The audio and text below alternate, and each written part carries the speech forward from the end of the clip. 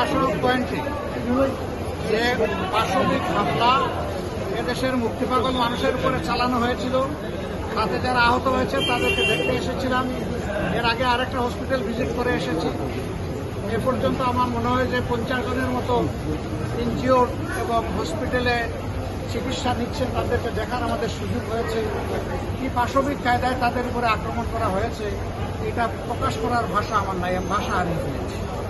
তাদের এই কষ্ট, তাদের এই দুঃখ, তাদের এই ত্যাগ যদি জাতির মুক্তির জন্য কাজে লাগে তাহলে আমরা আল্লাহর দরবারে বেশি করে শুকরিয়া আদায় করবো ইনশাআল্লাহ।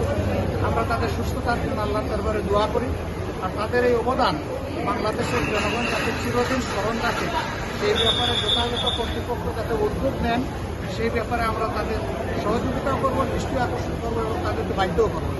একটা প্রশ্ন হচ্ছে যে সাম্প্রতিক সময় যে অন্তর্বর্তীকালীন সরকার এসেছে, সেক্ষেত্রে যে পরবর্তী নির্বাচন নিয়ে যে একটি চিন্তা ভাবনা, আপনাদের পক্ষ থেকে এই ধরনের সরকার তো আসে না, এখনো আসলো কেন?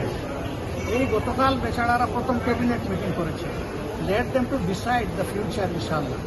তারা খুব বেশি দিন থাকবে এটা আমরা মনে করি না, কিন্তু মিনিমাম এতটুকু সময় দিতে হবে যে ডিসঅর্ডারকে অর্ডারে আনার জন্য যে সময়টা তাদেরকে দিতে হবে। এই ব্যাপারে একটা কথা হচ্ছে, আমরা একটা সময় পার করছি পুরো বিশ্ব আমাদের দিকে তাকিয়ে হচ্ছে, আমাদের কি হতে যাচ্ছে। এই মুহূর্তে ওনারা শুধু নির্বাচন কমিশন গঠন না, রাষ্ট্রীয় সংস্থা কিছু জরুরি সংস্কারের কথা বলেছেন। এটার জন্য মোটামুটি কতদিন সময় হলে মনে করেন এটা যুক্ত হতে পারে? যে কাজ 1 মাসে করা যায়, খুব সিরিয়াস হলে 1 সপ্তাহে করা যায়। যেটা 1 বছরে করা যায়, খুব সিরিয়াস হইলে সেটা 1 মাসে করা যায়। আমরা তাদের কাছে যত দ্রুত সম্ভব সেটাই আশা করব। শুধু আশা করবো না, আমরা প্রয়োজনে তাদেরকে সহযোগিতা করবো।